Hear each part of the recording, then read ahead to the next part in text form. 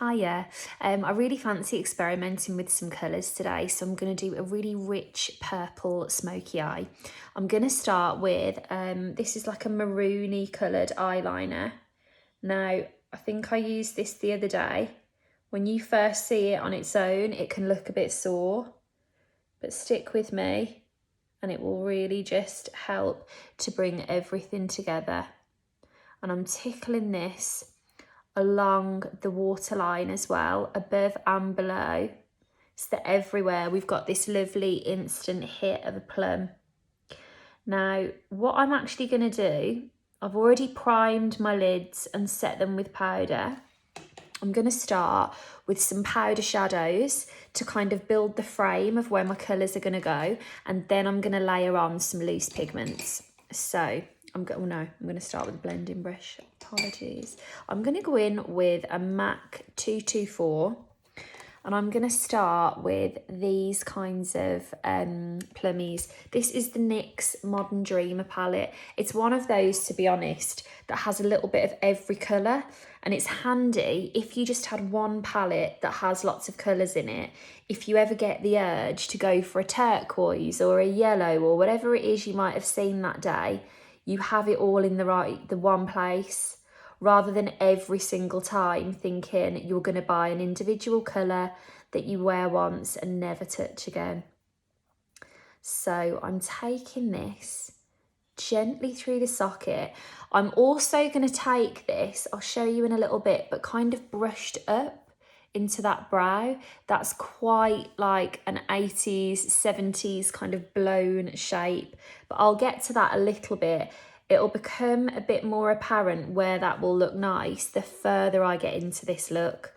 I'm brushing off any excess on the back of my hand so that I don't have too much on the brush at any one time. And to be honest, I'm just really going to have some fun with this. It's so funny, earlier in the week, I did a kind of grey makeup look that Georgina had suggested. And it was so nice to get out of my usual colours that now I'm just like, what else haven't I worn in a while? Which colours haven't I experimented with that I could have a little play with? Now I've got quite a bit on the brush there. You can see it's gone a bit clumpy. No problem. I'm brushing off the excess and we will buff that out and soften it out. For an awful lot of makeup related panics or moments of what has happened here, there is not a lot that a clean brush can't solve. Look how that's blended out now. And again, I'm kind of mindful to remember that I'm taking it up into that brow, but I can always come back and revisit that. I'm gonna make sure I've tickled it in there. I also think, so just full disclosure, I've been doing a few little TikToks and things this morning, so I already had a face on. But sometimes seeing this in the context of everything else already being on makes it a bit less frightening. You might not think that at the moment. I'm aware I'm saying this with like big purple eyelids, but if I had no other makeup on, this could feel quite heavy.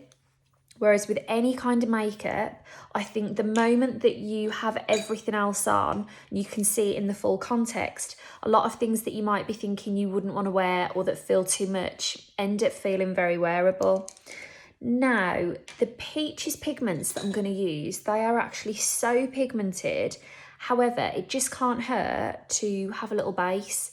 So I'm going to take exactly the same colour and pack it on. This is a very old Medusa's makeup book brush that they don't actually sell anymore. I looked for them recently because I've had these for years and I've just absolutely loved them. They wash really well, they're nice shapes. I can't seem to find them, but any kind of flat brush that you have will be great for this job. You can already see some drop down. I'm just gonna, address it while I see it, but ultimately the best way to prevent that is to do your eyes first if you were going for something really heavy, unlike what I'm doing now. And also we can tidy that up with a bit of concealer in a moment. I'm going to really gently pat that in rather than rub it around because I don't want it to spill even more than it already has. And already you can see this starting to take shape. Now I'm going to do the same on the other side. I've tilted my head back ever so slightly. And actually the good thing about having mascara on is that that will help to catch some of that. But obviously, dream scenario to do this in the cleanest possible way would be to start with no mascara on, no base on, make as much mess as you want, tidy it up, and then carry on and debase. However, you don't get the benefit then of me saying it's less frightening when it's in the context. So you know better than me which option feels the best for you. Okay. Again, I'm not worrying too much about cleaning this up because I'm going to do a big clean up at the end. I'm going to take a Bobbi Brown eye smudge. Well, the sun's just come out. I don't know if you can see. I won't be able to see in a minute. I'm going to take this right the way under the eye. And to be honest, I'm really not going to be shy. I'm going to absolutely go to town.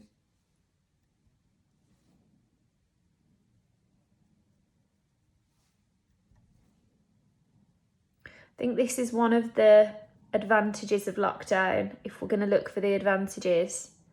I'm not going anywhere today. If I hate this, I can wash it straight off.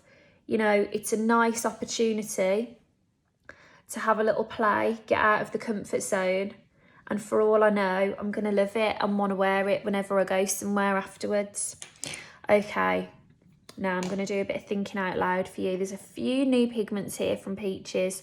I've got a dusky red, I've got a reddish purple and a true purple.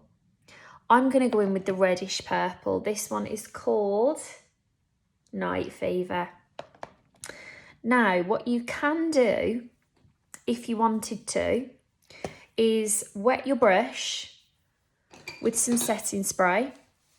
I'm going to go in with the Peaches Get a Grip and Peaches PC11. You don't have to do this, but if you wanted a really dense wash of colour, this is a nice tip.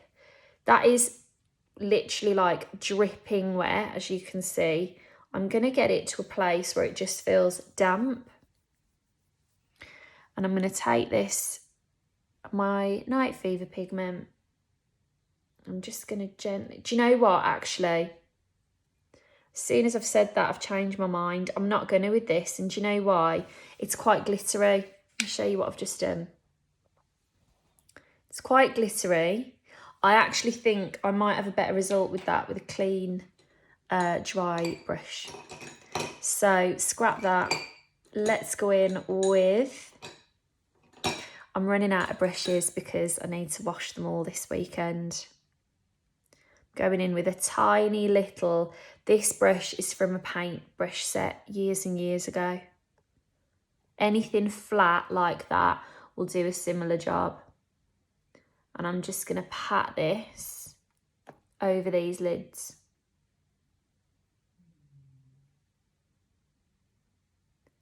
I don't know if that's coming up for you like it is for me, but it's absolutely beautiful.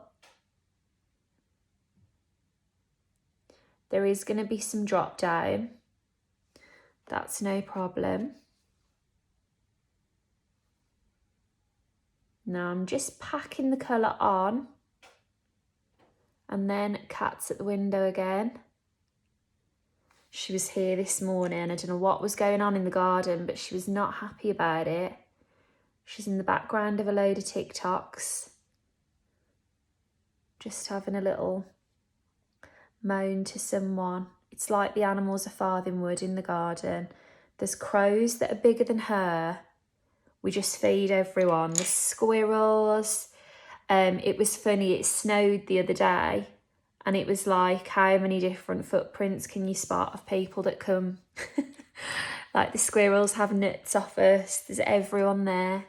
So yeah, she's got a load of little mates that someone got the brunt of her bad mood this morning. So as you can see, that matte colour gave it a lovely frame. I've got the pigment on top, so you've got that dense colour on the lid that blows out into nothing. I'm going to just clean my hands. One of the things I would say, if you're ever working with bright colours, it's quite handy to keep wipes or something that you can keep your hands clean, because all I needed to do was lean on my face with some of that hand. It's got a load of pigment on it and I'd have ruined everything. So, little cleanup operation. I'm now going to go in with a little bit of liner.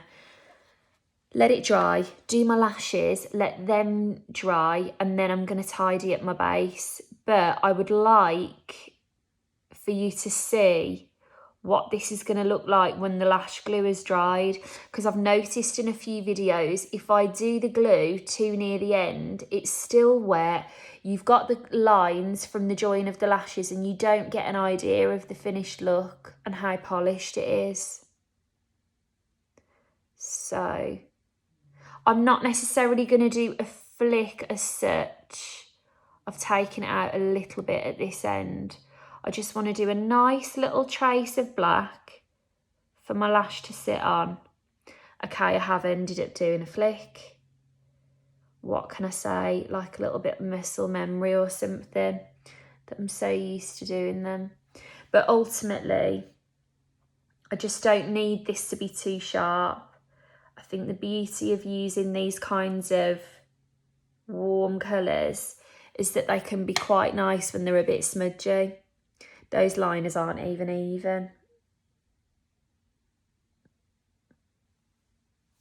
That feels a bit more even. Okay, I have just used these lashes. I'm going to pick the glue off them and use them again. These are the MAC 81 Charmer lashes. I've already pre-trimmed them.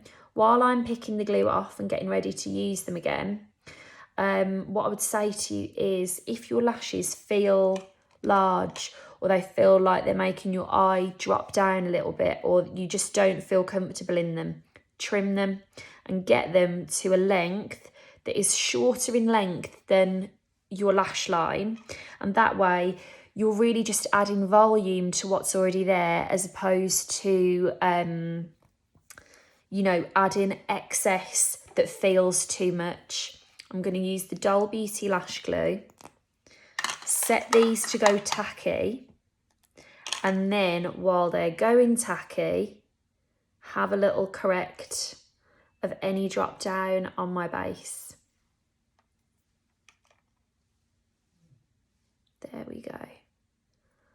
I FaceTimed a couple of my friends this morning, just like, you know, when you just ring them for a 5-second thing that you think of. And they were like, is your t-shirt a £10 note rolled into a tampon? And it is. It's a t-shirt from the Free Periods girls, and they basically campaigned and made it mandatory that young women could get free period products in secondary schools and primary schools. It's a really brilliant initiative. I'd really encourage you to have a read about it.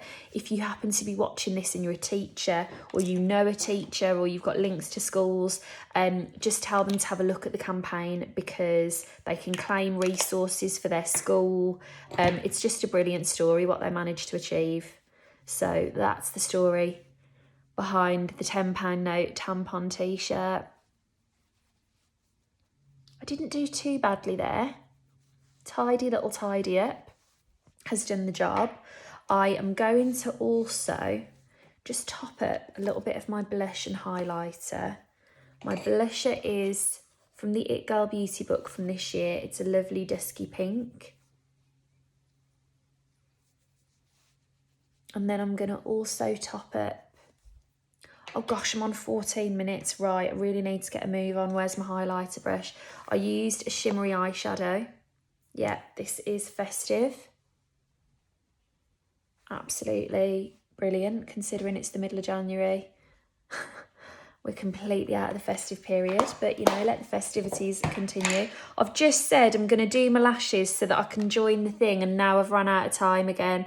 But basically, what I would advise you to do is always run over the seam of the lashes with your black eyeliner again, and that will help to create a really seamless, no telltale signs lash. I wonder if I'll have time to do it Look how well they stick on, by the way.